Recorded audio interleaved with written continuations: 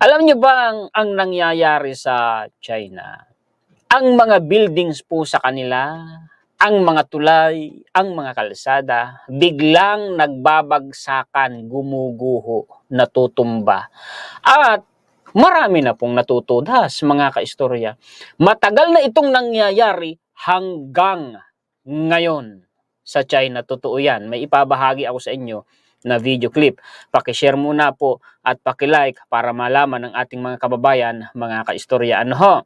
Ulit, ang gagawin natin, mula sa mga kasalukuyang pangyayari, tas punta tayo mga kaistorya sa mga nakaraan. Ano ho? Kasi alam nyo naman ako, history, di ho ba, mga kaistorya? Ang itinuturong dahilan nito, ito, i-play ko nga, makikita ninyo, ayan o. Bagsak. Tumumba, no? Mga kaistorya. Tingnan ninyo. China-made nga, eh.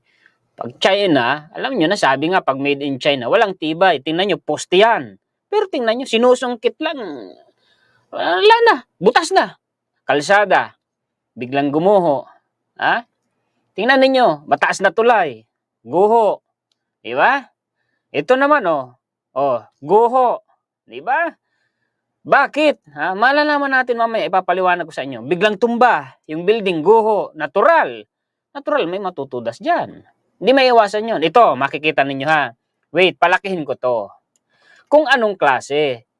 Kasi po sa China, mga kaistorya, dinadaya po nila yung mga materyales sa mga building nila. Oo, pati na nga yung mga made in China, di ba?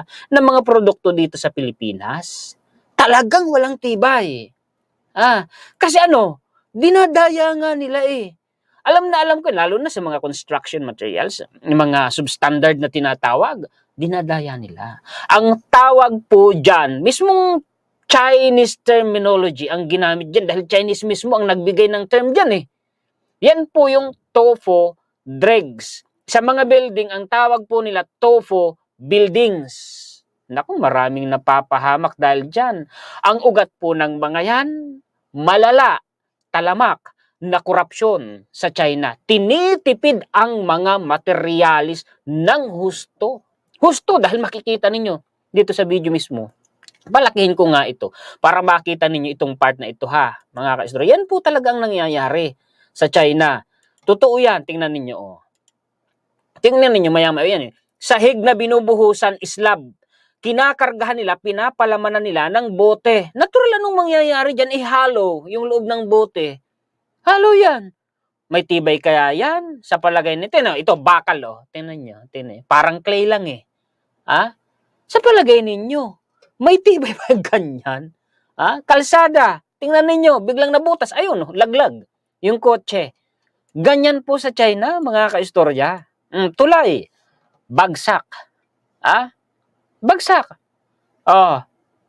Mabibilis daw gumawa ang Chinese, no? Mga high-tech. Oo nga, wala namang tibay. Tingnan ninyo yung nangyayari na yan. Sana wag akong makopyright sa mga video clips na yan, mga kaistoryan. Ito po ay market po yan. Road market yan. Yung bubong yan biglang bumagsak. Ang dahilan daw po, dahil daw po sa yelo. Bumigat. Bakal yan. Bakal yan. Kung matibay talaga, hindi yan babagsak ng basta-basta. Tofu dregs po ang tawag dyan sa mga ganyan, mga kaistorya. At ang malala, alam nyo, isang buong team, volleyball team, kung hindi ako nagkakamali, hindi naman isang buo pero 11 to dust dahil sa isang gymnasium na biglang bumagsak. Tingnan ninyo, yan, bintana yan ha, pader yan, tingnan, ginaganon lang ng kamay wala na, parang lupa lang na itinapal. Yan ang construction po sa China. Diba, mga kaistorya? Ganyan. Tingnan ninyo naman, mayroon bang ganyan dito sa Pilipinas? Wala. Yan, tingnan nyo. Bagsak. Bagsak. Bagsak. Bagsak. Bagsak. Yan ang nangyayari sa China, mga kaistorya eh. Kawawa rin dyan yung mga, yung mga may-ari ng mga buildings. Tapos yung mga nakakabili ng mga apartments dyan, mga kondo dyan, nagre-reklamo nga sila, mga kaistorya eh. Bakit? Abay, kung i-convert mo sa peso, ilang milyon ang halaga niyan, tapos ganun lang ang mabibili mo. Kawawa dyan. Kawawa yan, mga kaistorya. Yan, oh. Bagsak, isang building na biglang bumagsak, mga kaistorya, ha. Wait lang, ipakita ko muna ang mga comment po ninyo. Magtataka ka eh. Gaya niyan, yung building na yan. Tingnan ninyo, biglang tumumba. Matatawag ba yan na, ano yan? Engineering failure? Hindi po. Hindi. Sa construction po, dinaya. Bakit? Kinukurakot nga po. Malala yan sa China, mga kaistorya. Ganyan po ang sistema sa China. Oo, walang tibay po. Wala talagang tibay. Oo, malala yan sa China. Hanggang ngayon nangyayari yan. Ngayon, alamin natin bakit ba tinawag na tofu dregs? Diba sabi ko sa inyo kanina, Chinese mismo ang nagbigay ng terminology na yan. Ito. Balikan natin. Yung kasaysayan po nila, mga kaistorya, ha. Itong building na ito, makikita ninyo, ayan oh. Ang sabi nila dyan, dahil daw po sa mga dirt, mga tinambak na mga lupa, may mga kasamang basura siguro, kaya daw po tumumba, tapos lumambot daw po ang lupa. Bakit? Sa Dubai nga eh. Disyerto nga eh. Sa gitna pa nga ng dagat na tinambakan nila, ginawa nilang tawag dito, artificial island. Natayuan nila ng building, hindi naman natutumba eh. Makikita mo dyan, sa building na yan, tumumba ng buo. Yan ay hindi pa matandang building ha. Ginagawa po yung building na yan, hindi pa po yan tapos. Hindi pa. Bakit biglang natumba? Kakaibang pangyayari yan. Kakaibang pangyayari yan. Hindi po yan sa lindol. Hindi yan dahil sa lindol. Biglang natumba. Pero isang napansin ko agad dyan, unang-una na, yung foundation po niya, yung pundasyon. Mahahalata mo naman ang babaw ng pundasyon. Tingnan ninyo kung gaano kataas yung building, tapos yung pundasyon, yan lang. Sa building talaga, lalo na yung pagtatayuan mo malambot. Yun ang unang-una mong patitibayin. Yung lupa or yung buhangin, ini-impact nga yan eh. Talagang sinisiksik po yan ng machine eh. Pero sa kanila, tumumba. Matatawa ka talaga yan kaistorya. Matatawa ka talaga eh. Hindi lang po rusty steel bar eh. Hindi lang po. Talagang ang lambot po, tingnan ninyo. Hanapin natin dito ha. Tanggalin ko muna, mag-share screen ako. Yung video clip kanina. Asan na ba yun? Ito yata. Ayan. Tingnan ninyo, pinapalaman na ng bote. 'Di ba? Yung slab. Tapos may video clip pa, tingnan ninyo ha. Yung bakal talaga ang lambot-lambot, parang clay nga lang po. Ayan no. Kung hindi ako nagkakamali, ang sukat niya nasa 14 mm or 16 mm na deformed bar. Alam ko kasi may knowledge po ako sa construction materials. Kasi nga po, 'di ba, sabi ko sa inyo, naging hanap buhay ko dati, ako po ay nangungontrata, small time lang naman ng construction works. 'Di ba nakita nyo? Ganoon. Kulang sa calcium. Ang lambot, ginaganon-ganon lang yung tingnan ninyo. Ginaganon-ganon lang yung yung yung deform bar. Deform bar po ang tawag diyan, yung parang giringgiting na ganon. Giringgiting kasi ang tawag sa Bicol, sa amin nun eh. Yung may giringgiting na ganon, deform bar po yan. Yung round bar naman, yun yung makinis, walang giringgiting na ganon. Ang tawag po naman diyan, deform bar. Pang reinforcement po talaga yan sa mga construction, sa gaya ng mga tulay, mga buildings, yung deform bar ang tawag po dyan. Yun ang mga round bar, yung bilog na makinis, pang fabrication po yon. Ito, deform bar ito. Ganyan, yung nasa slab na yan, deform bar po yan. At makikita mo talaga, ginaganon-ganon lang. Ang lambot. China, only in China yan eh. Di ba? Yeah, exactly. Kahit malambot ang lupa, kung maganda ang preparasyon. Kaso nga po, hindi maganda ang preparasyon. At hindi talaga magandang pagkakagawa. Kahit pa maganda ang design, kahit pa maganda yung architectural design yan, at kahit pa magaling yung engineering structure niyan, mga kaistorya, kung tinipid sa materialis, wala po talaga. Wala talaga. Kagaya nga nito, biglang nagtumble down, tumumba talaga eh. Naipakita ko sa inyo. Di ba? Biglang nagtambol, tumumba talaga buong building, gumano. Ibang klase. Kaya, di ba, yung bakal matatawa ka lang, di ba? Parang sumasayaw pa nga, gumaganong-ganon pa yung bakal eh. Di ba? Ibang klase, no? Sa China yan. malala yan. Matagal nang nangyayari yan sa kanila. Kung ito-trace back mo, matagal na. Pero ang masaklap, hanggang ngayon, ang lala ng problema ng China. Ito na nga daw po ang nagiging trademark ng China. Itong tofu dregs nila na ito. Yan ang nagiging pangalan po nila, nakikilala na sila dyan. Kahit naman dito sa Pilipinas, kilala yung mga materialis nila, di ba? Mga substandard, walang tibay. Di ba? Mga kaistorya, baka naman mag-ano dyan. Ako, iba na yung mga produkto ng China ganito. Hindi po mangyayari yan kahit po binubuli tayo ng China. Wag na po tayong mangarap. Hindi po, kahit si Amerika, hindi po nila binaban yung trade nila sa China. Hindi nila sinasara yung trade nila, yung pakikipagkalakalan sa China. Hindi po mangyayari. Magkaiba po kasi yung territorial dispute sa trade. Ano po?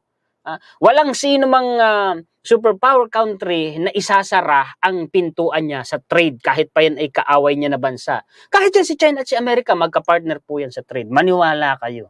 Ano, nililinaw ko lang, inuulit ko lang mga kaistorya, no? Okay, tuloy tayo. Dito na tayo, ha? Makikita nyo naman, no? How bad can Chinese construction get? Well, this bad. Talagang masama daw po ang construction sa China. Tingnan ninyo, dahil dyan sa mga tofu dregs buildings na yan, tingnan ninyo, isa sa disaster na nangyari sa China. Tingnan ninyo, China, 11 die as roof collapses on girls volleyball team. 11 die. Ha? 11 namatay dahil nabagsakan ng nag-collapse na bubong. Kung ako nagkakamali, gymnasium po. Hindi ko play yung video, baka makapirate kasi ako, dami ko ng video clip na pinapakita eh. Malaki ba? Palakihin ko. Ang sabi, 11 people have died after the roof of a school gymnasium in Northeast China collapsed while it was being used by a girls volleyball team, state media reports. Many of the victims are children, mga bata. Eyewitnesses told local media, although this is yet to be officially confirmed. Grabe. Mga kaistorya. Grabe to, yung nangyari nun. Mga bata, mga babaeng bata. Kawawa. Diba? Yan, tofu dregs po yan, kung hindi ako nagkakamali. Mga kaistorya. Actually, alam nyo dito sa Pilipinas, itong sinasabi niya, istorya, talamak yan dito sa Pilipinas. Oo, punta kayo ng hardware. Karaniwang senaryo sa hardware, pag bumili ka dyan, halimbawa, pabili ako ng bakal 10mm, bibigyan kanila mga kaistorya, China made. Pag nagreklamo ka, sasabihin, teka lang, bakit ang liit-liit nito? Kulang ito sa diameter o ang liit-liit. Sasabihin sa'yo, China po yan eh. Yan po kasi kasi mas mura po yan eh. Kung gusto niyo ng mas mahal, local made po kayo. O ganun, talagang mas mura yung China made. Yun nga lang substandard. Kahit sa plywood. Yung plywood na ang kapal niya ay 1/2. 3/8 na lang po yun kung China made. Kung bibili ka po ng gusto mo na standard talaga na sakto sa kapal na plywood, sasabihin mo local made. Alam ko kasi ako po ay talagang may knowledge sa construction, di ba? Inuulit ko. Oo, talaga kahit sa mga gadgets, no? Kahit sa mga damit, yan. Halos lahat. Sasabihin na naman yung iba, ganito, ganyan, baka yung cellphone mo, made in China. Hello? Bakit? Baka ikaw China made din ang cellphone mo. Uulitin ko, magkaiba ang trade at saka territorial dispute. Ang hindi lang po China made na cellphone dito sa Pilipinas, kung hindi ako nagkakamali, ay Samsung at saka iPhone. iPhone, mga 14 Pro and the 14 series and the 15 series. Tapos ngayon may papalabas ng 16 series. Kasi yung 13 Pro yata, kung hindi ako nagkakamali, hindi pa tinatanggal ng Amerika yung factory ng iPhone dyan sa China noon. Kasi later on tinanggal, di ba? Ano yung mga China made na yan, na cellphone? Baka din ninyo nalalaman, yung nagsasabi ng ganun. Ipokrito. Eto, Vivo. China po yan. Galing China po yan. Oppo. Infinix. Xiaomi. Huawei. Marami po yan. Maraming brand yan. Baka hindi lang alam ng iba. Ganda-ganda. Oppo, ang mahal. China po yan. Vivo, ang mahal-mahal. Ganda ng camera. China po yan. Hindi, Cherry Mobile po ay local. Local po yung Cherry Mobile kung hindi ako nagkakamali. Di ba? Wag na po tayong mangarap na ibaban ng Pilipinas ang ano, teka di ko natatanggalin ko ka-istorya. Wag na tayong mangarap na ibaba ng Pilipinas ang mga produkto ng China. Hindi yan mangyayari. Magkaiba po talaga yan. Trade po yan eh. Kahit nga si China at saka si Amerika na magkaaway sa ano, ang daming nagkukumpetensya, pataasan sila ng di ba? Magka-partner po yan sa trade. Totoo yun. Ano po, nililinaw lang natin ha. Yan, Samsung. Ako actually ang plano kong bilhin na na cellphone sa susunod, pag-iipunan ko, either iPhone or Samsung. Kaya mag-iPhone kung sakali, kung kaya ng budget, although mas mahal, safe po kasi yan sa hacking. Safe po yan kaysa po sa Android. Maging sa mga computer, sa mga laptop or desktop, safe po talaga MacBook kaysa po sa Windows. Totoo yun. Ako yung kaya ko lang bilhin, siyempre mahirap lang ako. Ito, gaya nito, Windows po itong gamit ko na desktop. Ito, yung ginagamit ko sa pagla-live stream. Okay, tuloy tayo. Anong sabi dito? The Chinese century is dead. Communist nation set to implode from mounting problems. Ang dami nga pong problema ng China, di ba? Sinabi ko sa inyo kanina. Bagsak ekonomiya, may malalang korupsyon sa kanila pong linya ng military po nila. Nagtatanggal nga ng matataas na opisyal si Xi Jinping. Nauna may batch na 10, tapos huli may 9. Matataas na opisyal yon, diba? Tapos dinadagusong sila, dinadaluyong ng iba't ibang klase ng kalamidad, disaster. Diba? Sunod-sunod. Saan ka naman nakakita sa loob ng isang bansa? Sabay nangyayari ang lindol, pagbaha, no? Halos magkakasabay. Tapos may hailstones, may malakas na pagulan, bagyo, tornado. Saan ka nakakita niya na ganyan sa loob ng isang bansa? Tapos ito pa, malala palang corruption ito mga kaistorya sa real estate industry ng China. Oo, real estate yan. Kahit hindi lang sa real estate, maging sa mga state-funded na proyekto nila, sa mga kalsada, sa mga tulay, nandun po ang tofu dregs, construction. Oo. Bakit? Malala daw po na corruption ang dahilan. Tinitipid ang materialis para makurakot. Mas titipirin mo sa materialis, mas malaki ang makukurakot mo. Kaya lang, mas walang tibay yung project. Ganun po yun, mga kaistorya. Di ba bagsak ang real estate industry nila? Yung higante nilang real estate property developer, no? Redundant yata yung mga wordings ko, pasensya na mga kaistorya. Bagsak, di ba? Nagdeklara ng pagkalugi. Tapos, itong Evergrande, yung mga properties nila sa Hong Kong, binebenta na po nila bagsak presyo, kalahati na lang presyo. Mabawi lang kahit paano yung mga. Ang problema sa China, yung consumer spending na tinatawag mga kaistorya, bagsak na bagsak ang level. Bakit? Kahit mag-research kayo, mga documentary sa YouTube, kahit sa mga online na articles, news articles mga kaistorya, kahit sa simpleng Google lang, mara-research nyo ang mga tao sa China, lalo na itong mga bagong henerasyon nila na nasa husdong edad na nagtatrabaho, mas gusto nila na mag-ipon kaysa gumastos. Lalo na yan, bibili ka nga naman ng real estate property, pagkatas ganyan, sayang yung pera mo. Diba? Anong epekto nun? Kumo nagtitipid ang mga tao, ayaw gumastos, ayaw bumili, bagsak ang consumer spending, bagsak ang mga negosyo, bagsak ang productions, lugi ang estado, lugi ang mga negosyante. Yun po ang dahilan, mga ka-story. Kaya bagsak ang consumer spending sa China. Eto pa, yung isa pa nilang malaking problema, nung nakaraang taon, nasa 23% ang unemployment rate ng China. 23%, mga kaistorya. 0.23, multiply mo by 1.4 billion. Million yun. Ang dami nun, mga kaistorya. Oo, ang dami nun.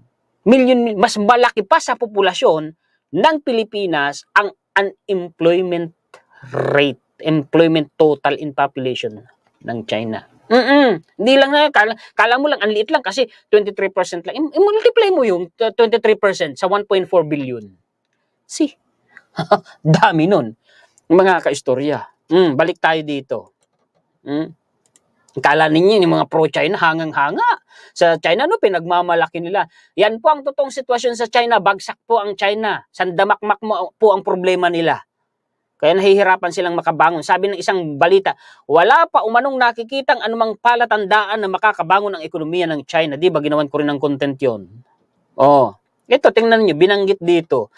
The Chinese call it a tofu dreg project or buildings made from tofu. Ano ba yung tofu? Alam nyo naman yung tofu, di ba?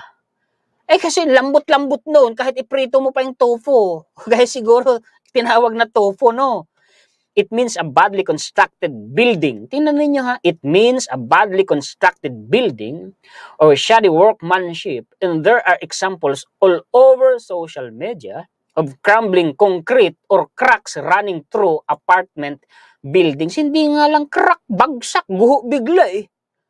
Tofu dreg projects could also be a symbol of China today. Yan daw po ang simbolo ng China ngayon, yung mga walang tibay nilang infrastructures.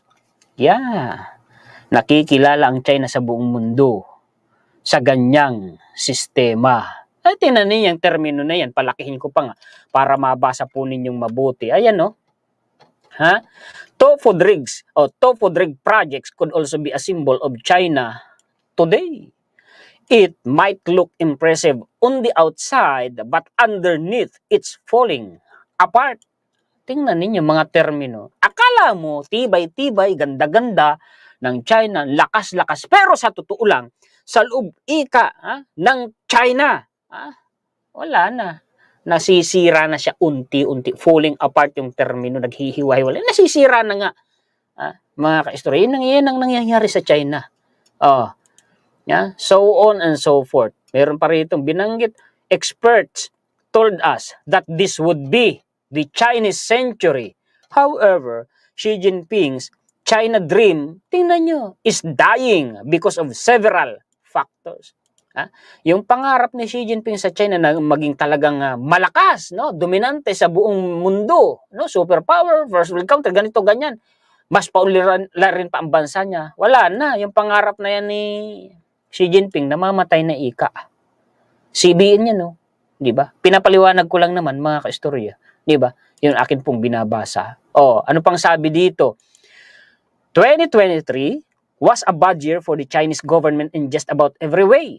Wala eh. Walang pag-asa talaga eh. Sa kahit anong paraan, kaliwat kanan, no? Likod harap, puro problema eh. And 2024 does not promise to be much better. Hindi po gaganda ang sitwasyon ng China ngayong 2024. Marami na akong nabasa niyan ng mga lehitimong referensya. Last year was China's worst economically since 1976. In 2023, yun talaga sabi sa amin, Rousseau, yung talagang bagsak talaga.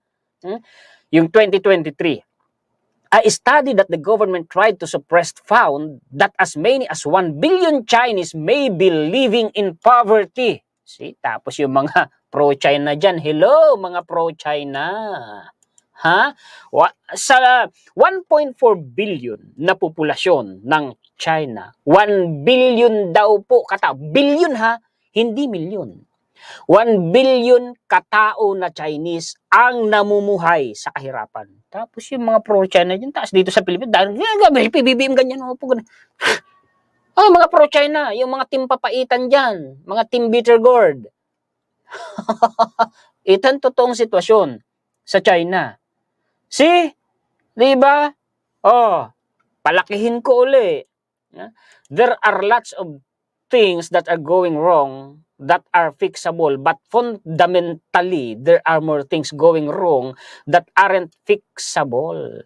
Marami ikang mga pangyayari sa problema na yan ng China, no? Na masusolusyonan. Kaya lang, mas marami yung mga nangyayari sa China na hindi na masusolusyonan. Yun ang sabi mga kaistorya. Companies are increasingly seeing the writing on the wall in China. The environment is no longer conducive to open business. Kaya nga nagsisipaglayasan sa kanila eh. Mga negosyante, mga bilyonaryo nila. Di ba ginawan ko din ng content? Yung tinawag na exodus ng mga bilyonaryo sa China. Lumalayas nga po sa kanila, bit-bit yung pera nila. Sukdulan po na sa illegal na paraan ilabas nila ang pera nila, ginagawa nila.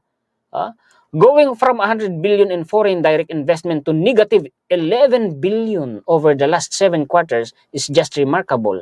Ang problema nito, mas hinigpitan po nila yung anti-spying law nila. In-update po nila. Ay nilalayasan nila sa mga foreign investors. Tapos nilalayasan pa sila ng mga bilyonaryo. Tapos iniiwasan pa sila ngayon ng mga foreign investors. Mas lalo silang iiwasan yun, mas lalo silang babagsak.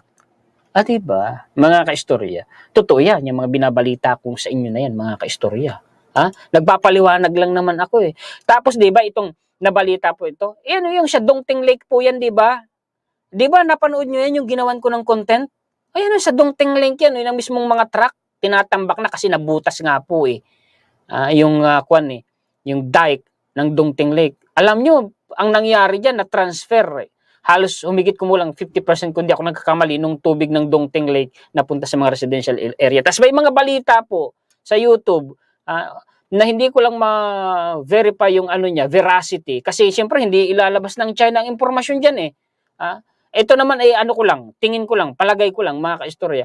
Sabi kasi may napanood ako sa isang video na nasa 2,000 daw po ang natudas dyan.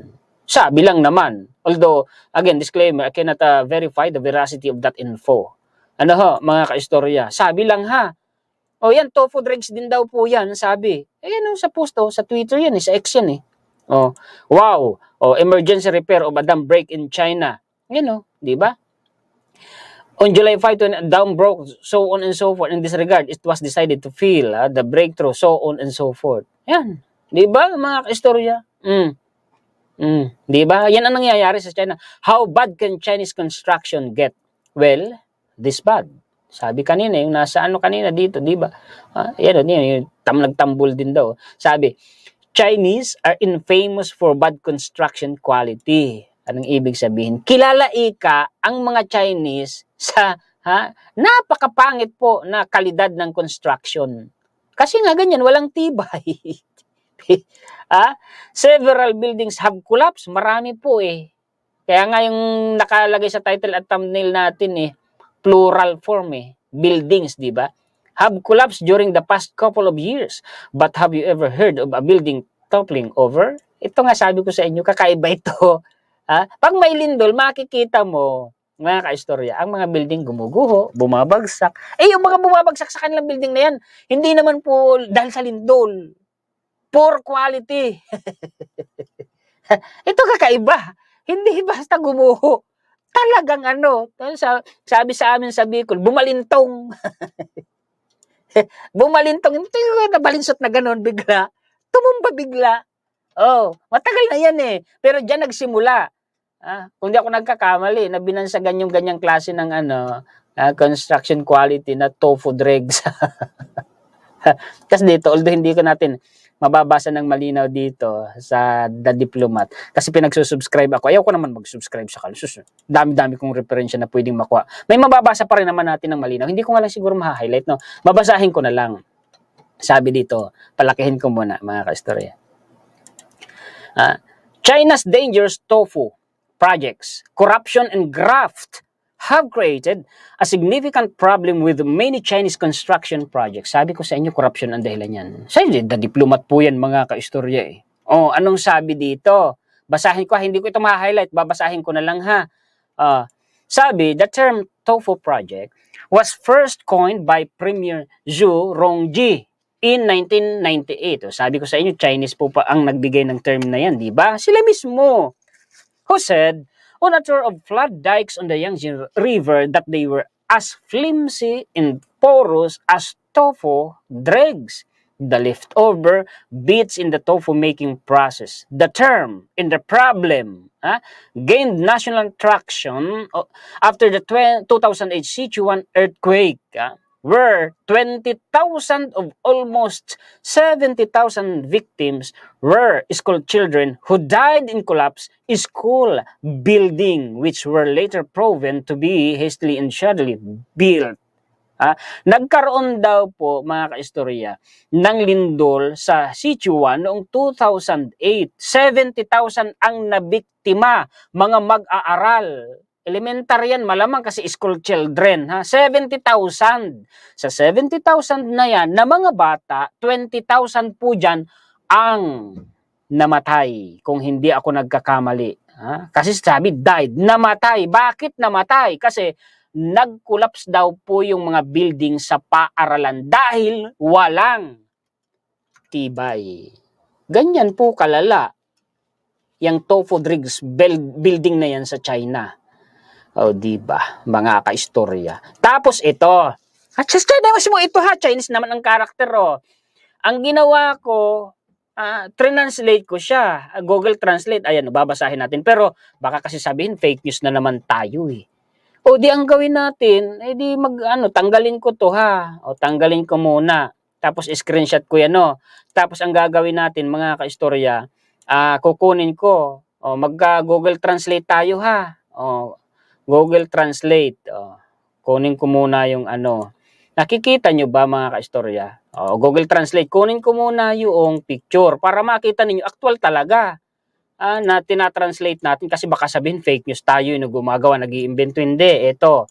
Ayan ha, nakikita ninyo mga kaistorya ha. Palakihin ko muna, enlarge natin to. Ayan. Tapos translate natin. Ayan na, nakita nyo na ha. Ayan na, actual naman tayo mga kaistorya, di ba? Nasaan na ba yun? Ito.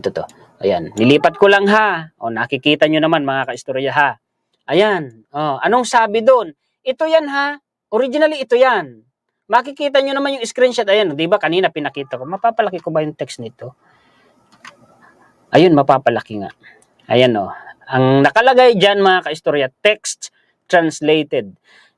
China Digital Space. Ayan Tofu Project. China mismo ang nagsasabi niyan ha. Kaistorya. Translate lang natin. Although, it is not exactly correct kasi may po yan eh. May discrepancy po yan kung tama ba yung terminong ginamit ko eh. No? Pero maiintindihan natin. No? Bad construction refers to the cutting of corners and materials in construction projects that lead to the collapse of a related building or non-compliance with regulations. Kasi nga tinitipid. No? This term first came from the mouth of Zhu Rongji, the former Prime Minister of the People's Republic of China in the summer of 1998. A devastating flood occurred in China when Zhu Rongji inspected the city of Jiujiang where the embankment had burst. He first asked about the flood control wall. Yung may pader no. Kumbaga parang parang kumbaga sa dagat parang seawall. Pader na nasa gilid ng Yangtze River kung di ako nagkakamali. At the Jiujiang Bridge, Zhu Rongji angrily dismissed it as a roofless project. Later, many construction projects that were substandard or had accidents due to corruption by relevant individuals were exposed in various parts of mainland China. The term shameful projects often appeared in major media because tofu dregs is a soft and easily collapsed material. It is used as a metaphor. Wall country tofu dregs. China showed the project's pictures from the internet in addition to deliberately cutting corners, so on and so forth. Yan, di ba? Translate lang naman, Google Translate. Ito yung original niyan eh. Sa China na mismo, nanggaling Nag-translate lang tayo. Kaistorya ha. Dito pa tayo. Tofu dreg. Anong sabi dito? Palakihin ko kaya yung text para mabasa. Tofu Dreg Project. Ito, inuulit-ulit ko ha, iba-ibang referensya para patunayan sa inyo na totoo yung binabalita natin. Is a phrase used in the Chinese-speaking world to describe a poorly constructed building, sometimes called just tofu buildings. Ayun, binanggit ulit si Zhu Rongji. Ewan ko kung tama ang pronunciation ko dyan sa pangalan nila. Probe shows China building toppled due to dug out soil. Ito po ay 2009 pala itong nagtambol na ito na building. Diyan niya Hindi, matagal na pala. 1998 nagsimula yung tofu dreg na terminology. And then ito, 2009 nangyari. Tingnan ninyo yan, yung puwet, makikita niyo. Talagang walang ang babaw talaga ng pundasyon. Ang babaw talaga. Ay, natural. Tapos ang lambot ng lupa. Anong mangyayari, di ba? 13-story building pala yung residential apartment building. Construction site. Anong sabi dito? An early finished 13-story apartment building. Sabi ko sa inyo, di pa yun tapos ginagawa pa lang. Kasi ang life span po ng building, mga kaistorya, 50 years, karaniwan. Oo, 50 years. After that, kailangan na po yung i-demolish. Oo, 50 years lang, karaniwan po yun. Around the world, kung hindi ako nagkakamali, correct me if I'm wrong. Pero ito, hindi pa ito tapos. Ginagawa pa lang po ito, pero tingnan nyo, natumba na. Ayan na oh, natumba na daw po. Sabi ko sa inyo. Diba? Bloomberg, ayan siya oh. Oh, yan siya. The cracks in China's shiny buildings. Anong sabi? On Saturday morning in September, mababasa natin kasi may impormasyon ditong importante na kailangan nyo malaman. Babasahin ko na lang, ewan ko kung ma-highlight ko, try ko. Ayun, on a Saturday morning in September, prospective home buyers strong the sales office for Fan City. Pagpasensyahan nyo ang pronunciation ko. Alam ko may problema ko sa pronunciation ko. Yan po talaga ang kahinaan ko. A community of high-rises under construction on Beijing outskirts. Whether the buildings will still be standing a half century from now is anybody's guess. Kasi nga, 50 years talaga ang lifespan ng building, no? In July, massive flooding raised questions about the fitness of this low-lying stretch of land for dense development. Local media reported that properties adjacent to Fan City experienced waterlogged basements, while parts of the nearby G4 superhighway were submerged. At least 77 people died. Dami. Wala namang nababalita sa ano yun. Many of them drowned in their cars. And nasa highway. Lumubog yung highway sa tubig, binaha. Nasa 77 people daw ang namatay sa loob ng kanilang sasakyan. Karamihan sa kanila. Kawawa no. Mga tao.